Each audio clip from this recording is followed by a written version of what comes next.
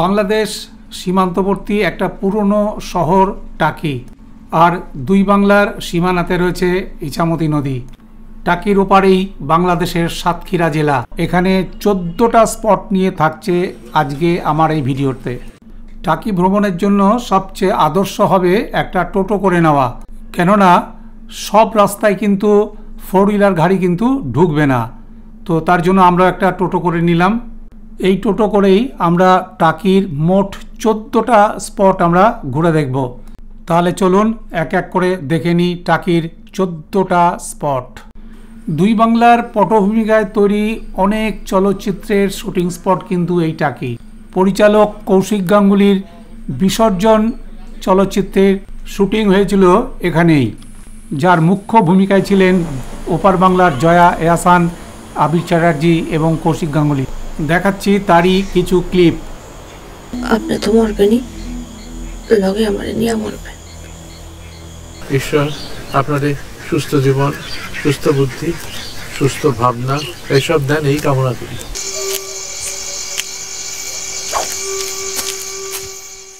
একটু আগে আমরা বিসর্জনের যে স্পটটা, লোকেশনটা, সেটা তো আমরা দেখে এলাম। আর ওই বিসর্জন আরেকটা লোকেশন হচ্ছে যেখানে অভিনেতা হিসাবে কৌশিক গাঙ্গুলি যে বাড়িতে থাকতেন, এটা হচ্ছে সেই বাড়ি, জমিদার বাড়ি। তো এই শুটিং যখন হয়েছে তখন এই দুটোরই লোকেশন ওরা টাকিতেই বেছে নিয়েছে, যেহেতু কাছাকাছি। তো এটা হচ্ছে সেই বাড়ি।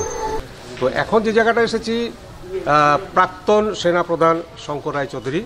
তো এই হচ্ছে গিয়ে সেনা প্রধানের বাড়ি, তার ভিটে বাড়ি। তো উনি এখন এখানে থাকেন না, কিন্তু প্রত্যেকটা বছর পুজোর সময় তারা সব পরিবারে কিন্তু এখানে কাটান।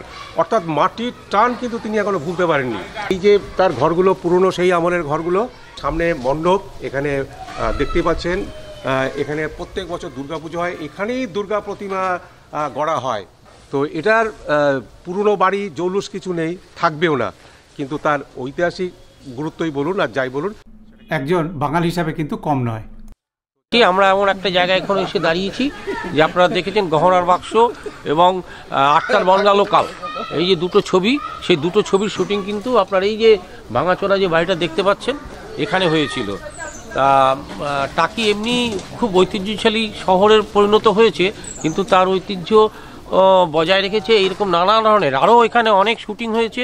আমরা একটু আগেই দেখিয়েছি বিসর্জনের শুটিং, এবং আরও আছে এখানে শঙ্খচিল বলে একটা বই হয়েছিল, শঙ্খচিল প্রসেনজিতের এই শুটিংগুলো কিন্তু এখানে হয়েছে।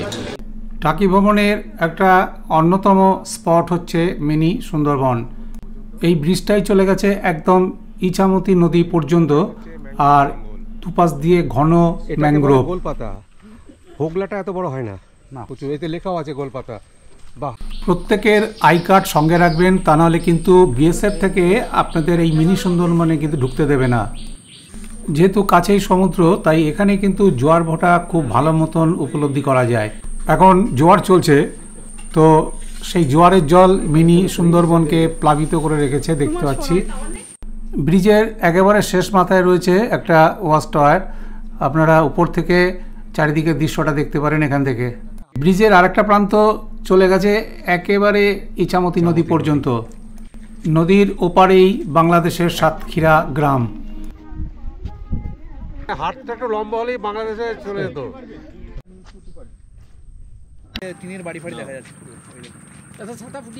টাকির আরও একটা স্পটের সামনে চলে এলাম। এটা ব্রিটিশ আমলে তৈরি একটা নলকূপ।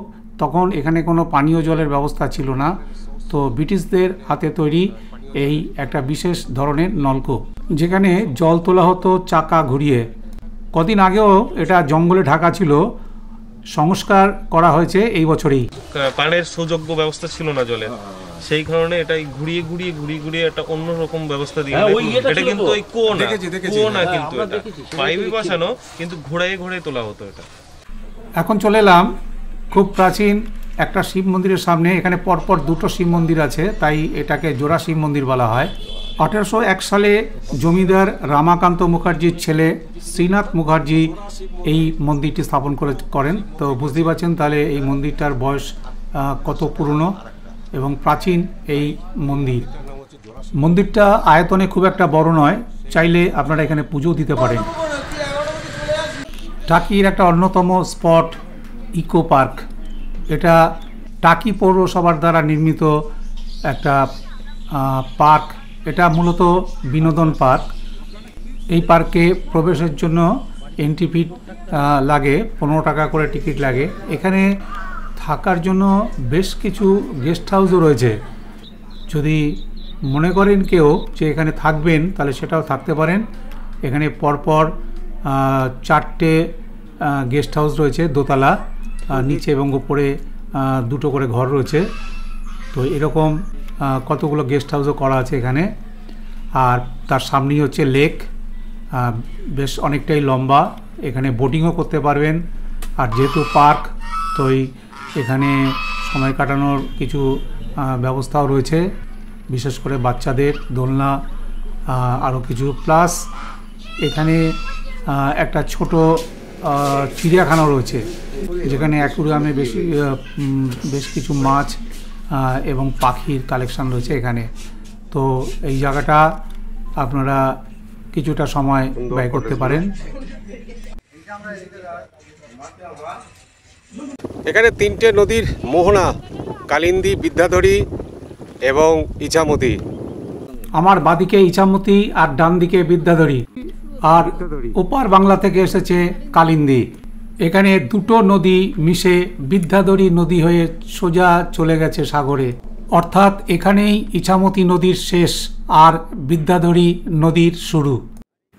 আমি তো আগেই বলেছিলাম যে এখানে দুই বাংলার পটভূমিকাতে প্রচুর চলচ্চিত্রের শুটিং স্পট কিন্তু এই টাকি। তেমনই একটা চলচ্চিত্র শঙ্খচিল, যার শুটিং হয়েছিল এখানে। ওই দেখ মা, পাখিগুলো ইন্ডিয়ায় উড়ে যাচ্ছে, আবার বাংলাদেশে ফিরে আসবে। সামনেই বাংলাদেশের সাতক্ষীরা গ্রাম। এই হচ্ছে টাকি জমিদার বাড়ি বা টাকি রাজবাড়ি। তো এখানে এখন যারা বংশধর, তারা সুন্দরভাবে সাজিয়েছে চারিদিকটা।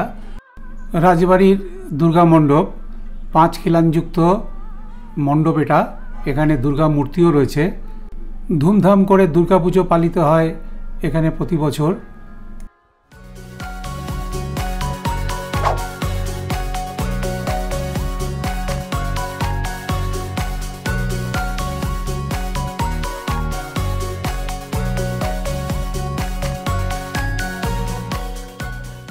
তো আপনাদের এই রাজবাড়িটার সংক্ষিপ্ত ইতিহাসটা একটু বলুন। ইতিহাসটা আপনি ওখানে পাবেন, দেখে নিন। আচ্ছা, ওখানে বোর্ডে লাগানো, একদম বোর্ডে লাগানো রয়েছে। আর এখন এটা পুজোর সময় থেকে আমাদের এইভাবে সাজানো হয়েছে যাতে পর্যটকরা বেশি আকর্ষিত হয়, এবং বিভিন্ন রকম এই আজ অবধি মেলা চলছে। আজকের পর থেকে মেলাটা বন্ধ হয়ে যাবে, কিন্তু এটা খোলা থাকবে। আচ্ছা, তো এবার আপনার ইনার পরিচয়টা আমি বলে দিচ্ছি। এখন এই রাজবাড়িটার দায়িত্বে যিনি আছেন, ইনারা হাজব্যান্ড ওয়াইফ দুজন। তো ইনি হচ্ছে শর্মিষ্ঠাদি। তো উনি এখন মোটামুটি দায়িত্বে। তো আপনাদের ভবিষ্যৎ কোনো পরিকল্পনা আছে নাকি? হ্যাঁ, পরিকল্পনা আছে, সেটা দেখি যতটা বাস্তবায়িত করতে পারবো তখন সেটা আপনাদের সামনে তুলে ধরবো। মানে লজিং এর এইসব ব্যাপারটা হ্যাঁ হবে, কিন্তু এই পুরনো জিনিসটাকে ধ্বংস করে না, এই ধ্বংসের মধ্যে সৃষ্টিকে খুঁজে নিতে হবে। অবশ্যই। ঠিক আছে, ধন্যবাদ আপনাকে। ধন্যবাদ। এবার ঘুরে দেখাচ্ছি টাকিরই একটা অন্যতম উল্লেখযোগ্য স্পট, রামকৃষ্ণ মিশনে। তো এখানে ছাত্রাবাসও রয়েছে, স্কুলও রয়েছে বোধহয়। তো এখানে সন্ধ্যের সময় যদি আসেন তাহলে মন্দিরে আরতিও হয়। এখানে কিছুটা সময় কাটিয়ে আরতি দেখে নিতে পারেন।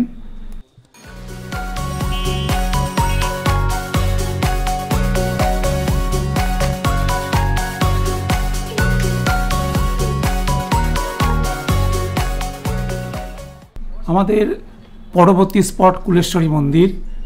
টাকির খুব পুরনো এবং জাগ্রত মন্দির এটি।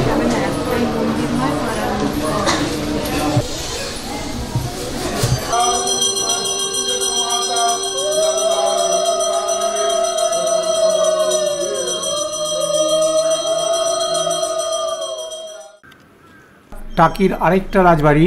আমরা এর আগে যেটা দেখলাম সেটা পূবের রাজবাড়ি, আর এটা দক্ষিণের রাজবাড়ি। এই রাজবাড়িটার কোনো সংস্কার নেই, তাই দেখছি পুরোই ভগ্নদশা, একদম জঙ্গলে ঢেকে রেখেছে, এর ভেতরে ঢোকাও যায় না। টাকির আরও একটা মন্দিরের সামনে, যে মন্দিরটার নাম হচ্ছে ত্রিশক্তি মন্দির। 3টে মূর্তি রয়েছে এখানে, তাই এটা হচ্ছে ত্রিশক্তির মন্দির। মাঝখানে যিনি আছেন তিনি আমাদের কাছে মা কুলেশ্বরী। আমাদের জমিদারদের 400 বছরের পুরনো মন্দির আছে, মা কুলেশ্বরী মন্দির। ওখানে সাধন ভজন করতেন আমাদের গুরুদেব সর্বানন্দ গিরি মহারাজ। হ্যাঁ, মূল ভাবনা কালী, কিন্তু আমরা ওনাকে বলি মা কুলেশ্বরী। কেন বলি? রূপভেদে একটু পার্থক্য আছে, একটু দেখুন ভালো করে লক্ষ্য করে। মায়ের ডান পাটা মহাদেবের পায়ের দিকে, মহাদেব উল্টো শুয়ে আছেন। কালীর ক্ষেত্রে যেটা হয় সামনের দিকে, সেই হেতু ওইখানে যে কুলেশ্বরী তারই প্রতিরূপ মা কুলেশ্বরী। আমাদের গুরুদেব সর্বানন্দ গিরি মহারাজ এই মন্দিরটা 10 বছর হলো স্থাপন করেন। উনি একজন তান্ত্রিক ছিলেন, তন্ত্র সাধনার জন্য এই শ্মশানের পাশে এই মন্দিরটা স্থাপন করেন 10 বছর আগে। উনি এখনো বেঁচে আছেন? না, উনি 6 বছর হলো গত হয়েছেন। ওনাকে ওখানে সমাধি দিয়ে তার উপরে মূর্তি বসানো আছে। বাঁ দিকে যিনি আছেন নীল রঙের ঠাকুরটা, ইনি হচ্ছেন আমাদের কাছে ভদ্রাকালী বা নীল সরস্বতী। সরস্বত্যই নমো নিত্যং ভদ্রকাল্যই নমো নমো, সেই ভদ্রাকালী হচ্ছে আপনারা দেখতে পাচ্ছেন। উনি ছিলেন বিদ্যার দেবী। সরস্বতী অনেক পরে বিদ্যার দেবী হয়। আপনাদের ডান দিকে যিনি আছেন তিনি হচ্ছেন তন্ত্রশাস্ত্রের সর্বশ্রেষ্ঠ দেবী মা বগলা। কেউ বগলামুখী বলে, কেউ বগলা সুন্দরী বলে। এই 3 শক্তি এক জায়গায় বলে এই মন্দিরটার নাম ত্রিশক্তি মন্দির।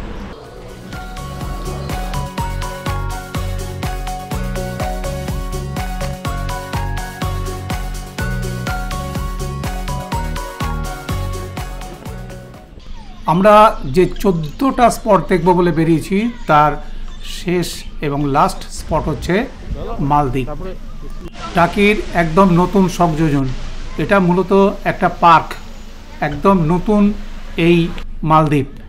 মালদ্বীপের মূল আকর্ষণ কিন্তু রাতের আলোর খেলা, তাই উচিত হবে বিকেলের দিকে আসা। এখানে আপনারা কিছুক্ষণ ঘুরে সন্ধ্যার আলোর দৃশ্য দেখে আপনারা যেতে পারবেন। মালদ্বীপের এই রিসোর্টগুলোতে চাইলে থাকতেও পারেন, আমি কন্ট্যাক্ট নাম্বার দিয়ে দিলাম, প্রয়োজন হলে কথা বলে নিতে পারেন। এবার একটু রাতের আলোকিত মালদ্বীপ ঘুরে দেখাচ্ছি।